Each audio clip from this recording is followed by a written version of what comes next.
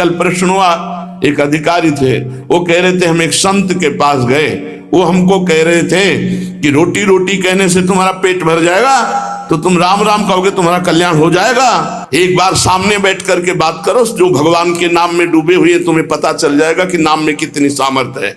नाम सच्चिदानंद की होड़ रोटी से निकाल रहा है। मलमूत्र के भांड शरीर का पोषण करने वाली रोटी से उस सच्चिदानंद का नाम, जिसका नाम सुमिर पवन सुत पावन नामो, अपने बस करी राखे रामो, जिसके नाम के बल से तुम्हें हम क्या क्या बताएं। जो आज जो कुछ भी शून्य के आगे अंक लगा वो नाम ही है, नहीं सब शून्य है। नाम धाम रूप लीला इनकी अवहेलना करके पता नहीं कौन से सिद्धांत से भगवत प्राप्ति कराना चाहते हैं, कौन से सिद्धांत का ज्ञान नहीं है। अष्टांग योग, सांख्य योग, कर्म योग, भक्ति योग, यही तो योग है। बचपन से इन्हीं योगों में तो धूल धूसरित हुए, तब हम बोल रहे हैं राधा राधा राधा राधा। रोटी रोटी कहने से तुम्हारा पेट नहीं भर जाएगा, लेकिन राम राम कहने से जन्म जन्म की भूख न मिट जाए तो मुझे बता दो, जन्म जन्म की भूख मिट जाएगी। कैसे बात, तुलसी जाके मुख से धोखे निकसत राम, ताके पक्की पक्तली मोरे तनु की चाम। अभी भगवान की कृपा है कि कहीं कहीं भगवत प्रेमी महात्मा भगवत मार्ग के पुष्टता प्रदान करने वाले शास्त्र सम्मत वचन बोलते हैं। शास्त्र के वाक्य बोलने पर मौन और निराश उदास हताश व्यक्ति के हृदय में भगवत प्राप्ति की लालसा पैदा हो जाए, ताली बजाने की हिम्मत ना हो। यार पूरी जिंदगी बर्बाद हो गई। आज महात्मा के वचन सुनकर हमारे हृदय में विवेक जागृत हुआ, आज से भजन में लगूंगा। अब लो नसानी अबना न सही। कोई भी सिद्ध महापुरुष का नाम बताओ जो भगवान के भजन के बिना सिद्ध हुआ।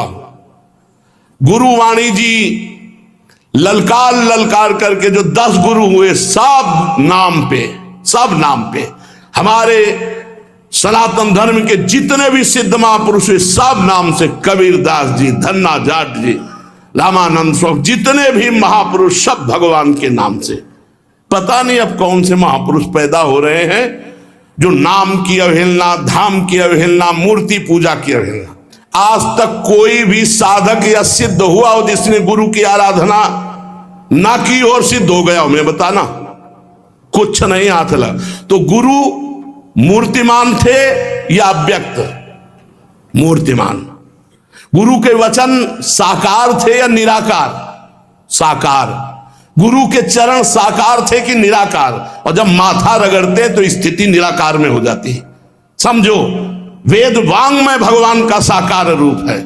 पता नहीं कौन सा आजकल ज्ञान हो रहा है बेमतलब की, न शास्त्र में लिखा है और न कहीं किसी संत से सम्मत है। जिस सभा में भगवान की निंदा हो, भगवान के नाम की निंदा, उठकर खड़ा होकर विरोध करके चल देना चाहिए। ये जब मर के जाएंगे तो एक बार राम उनके लिए भारी पड़ेगा यमराज को निर्णय करने के लिए। परिणाम में होता है एक मन गेहूं आज फेंक दो, कल 50 बोरी निकाल लो तो तुम्हें बहादुर समझे। समय लगता है। अगर निरंतर जपोगे तो इसी जन्म में तुम्हें अनुभव हो जाए। हम कह रहे दूसरे की बात मानने की जरूरत, आप खुद देखो। जब नाम तुम्हारे जीवन में नहीं था तो तुम क्या थे, आज नाम है तुम्हारे जीवन में तो क्या हो, खुद देख लो। दूसरे के कहने की क्या जरूरत है। भक्ति ये छाती प्रमाण है इसका। शास्त्र प्रमाण, संत प्रमाण है तो दूर की बात रही, जाने मोरी छाती प्रमाण है। तो इसलिए बहुत कान संभाल करके ऐसे पाखंडियों के वचन न सुने जाए जो भगवान की अवहेलना करते हैं। परम ज्ञानियों में शिरोमणि महान महान पुरुष सब भगवान के नाम रूप लीला धाम में लगे। हरिशरणम एक क्षण भी नहीं भूलते सनकादि। बड़ी विचित्र दशा है। कलयुग में ब्रह्म ज्ञान बिन नारी नर करें न दूसरी बात, और कौड़ी लागी लोभवत करें विप्र गुरु घात। बिल्कुल गोस्वामी जी सत्य लिख गए। जिसकी जिह्वा पे नाम है, वृंदावन की भूमि से बैठ के कह रहा हूं, भगवान की भी ताकत नहीं कि उसका मंगल कर सके। जैसे सूर्य की ताकत नहीं कि अंधकार दिखा सके, क्योंकि जहां सूर्य वहां अंधकार नहीं, ऐसे जहां भगवान का नाम है तो भगवान भी अमंगल नहीं कर सकते। इतने शास्त्रों में उदाहरण बड़े पड़े, और सबसे बड़ा उदाहरण हम और हमारी छाती है। हम किसी के सपोर्ट से नहीं चल रहे, किसी के हम सिखाए या पढ़ाए नहीं चल रहे, नाम भगवान के सपोर्ट से चल रहे हैं, नाम की गर्जना से जी रहे हैं, नाम की गर्जना से दहाड़ रहे हैं। नाम ही हमारा जीवन है। सामने आके बात करे जिसको लगता हो नाम में कितनी ताकत है। नाम ही हमारा जीवन है, नाम ही हमारा सर्वस्व है। हमें कोई गति नहीं चाहिए, बस हमारे हृदय से नाम चलता रहे। बस पूज्य भाई जी हनुमान प्रसाद प्रबुद्धार जी की परम कृपा, उन्होंने ऐसा ठास के नाम भरा। पूज्य गुरुदेव भगवान जो बचपन से लिए उन्होंने नाम भरा। पूज्य हितजू महाराज क्वाहम तो छा परम धमा प्राण हो गर्भ कर्मा यत तन्नाम स्फुरति महिमा रेश वृंदावनस्य।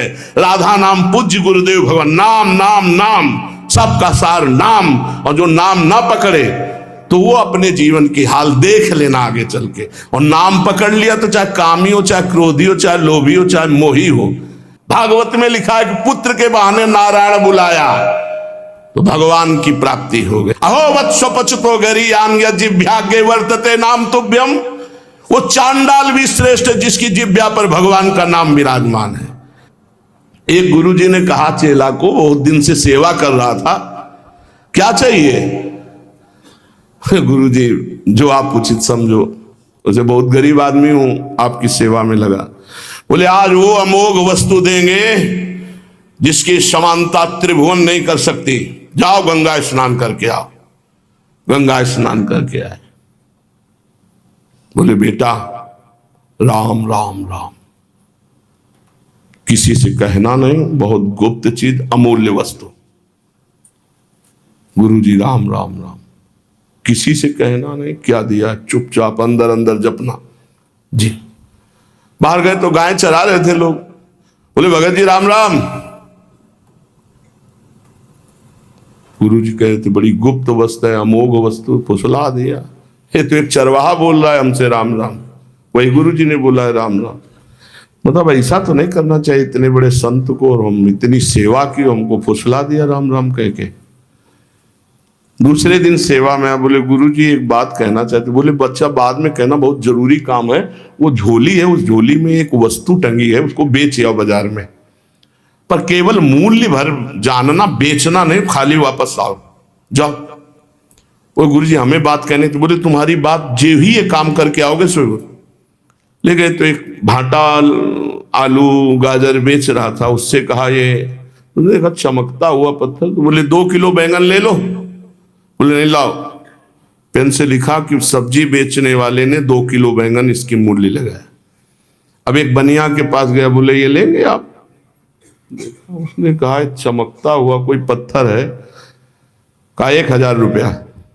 बनिया ने 1000 रुपया वापस ला। स्वर्णकार के पास गया, उसने देखा कि है तो हीरा, पर ऐसे गंवार के पास असली हीरा कहां से हो सकता है। उसने कहा 1 लाख रुपए देंगे। 1 लाख रुपए स्वर्णकार ने। और वो जौहरी के पास गया, जौहरी ने देखा, उसने कहा कि 1 करोड़ रुपया। जौहरी सबसे बड़े जौहरी के पास गया, उसने कहा ईमानदारी के बात बताएं, हमारे यहाँ जितने हीरे सोना चांदी के आभूषण सब ले जाओ तो भी इस हीरे की कीमत नहीं है, इस लोक का है नहीं, ये अमूल्य हीरा है। अमूल्य हीरा सबसे बड़े जौहरी। गुरुजी बेचे आए? आपने कहा तो वापस ले आना, कीमत पता लगाया है। क्या? तो बोले बैंगन बेचने वाला कह रहा था 2 किलो बैंगन ले लो, पूरा सबका बता। बोले बेटा अगर हम ना कहते तो तुम 2 किलो में ये अमूल्य हीरा बेच आते। ए बेटा, जैसे इस हीरे की कीमत कोई बड़ा जौहरी जानता है, ऐसे भगवान नाम की कीमत कोई नाम जापक महापुरुष जानता है। ये संसारी भोग वासनाओं में लिप्त ये थोड़ी नाम की महिमा को जानते हैं। नाम की अपार महिमा है। जितना जो नाम जप करेगा उसके अंदर वो प्रकाशित होगा। कलयुग केवल नाम आधारा, सुमेर सुमेर नर उतरे पारा। मान लो हमारी जो मानना है, नाम कृतयुगे ध्यायते विष्णुम तेतायाम यजते मखई द्वापरे परिचर्यायाम कलौ तद्धरि कीर्तनात्। हरेर नामयु हरेर नामयु हरेर नामयु केवलम कलौ नास्तेव नास्तेव नास्तेव गति अन्यथा केवल नाम केवल नाम। आज प्रवचन को, भगवत चर्चा को, भगवत धर्म के मार्ग को, सनातन धर्म के मार्ग को समझने के लिए पहले जितेंद्रियता, पवित्रता, स्वयं आचरण शास्त्र के अनुसार, तब हम उसके बोलने का अधिकार रखते हैं। आज बोलने का ही केवल अधिकार रखते हैं, आचरण का नहीं। इसीलिए कहते कुछ है, मन में कुछ चल रहा है, करते कुछ है, और जो कहा जाए उसी में चला जाए, वही चरित्र हो, आचरण हो, उसे कहते हैं सच्चा मार्ग का पथिक। बिन विवेक वैराग्य भक्ति बिन सत्य न एको मानो, चतुराई सो पाखंडे जानो। भगवान के नाम की, अरे कैसे हो, पूरे जीवन की बात कह रहा हूं, एक घंटा 2 घंटा पढ़ लिख करके नहीं बोल रहा हूं, पूरे जीवन की बात कह रहा हूं। आप विचार करके देखो, यदि कोई धर्मात्मा पुरुष धर्म का उपदेश धर्म विरुद्ध देता है तो धर्मात्मा है ही नहीं, शास्त्र विरुद्ध देता है तो है ही नहीं। अरे प्रणव से लेकर भगवान के अनंत नाम हैं, और आज तक कोई महात्मा बिना भगवान के नाम के, या कोई गृहस्थ बिना भगवान के नाम के कोई पदवी प्राप्त किया हो तो हमें बता। धर्म विरुद्धता हमारी बुद्धि में वैसे ही है, और धर्म विरुद्ध सपोर्ट मिल जाए तो फिर क्या कहना, मनमानी आचरण करो। इसलिए बहुत सावधान रहिए, अपने कान को संभालिए, जबान को संभालिए, नेत्रों को संभालिए। इन 3 से ही साधना बनती है और बिगड़ती। नेत्र गलत देखेंगे, जबान गलत बोलेगी, कान गलत सुनेंगे तो आपका गलत चिंतन होगा, गलत क्रियाएं होंगी।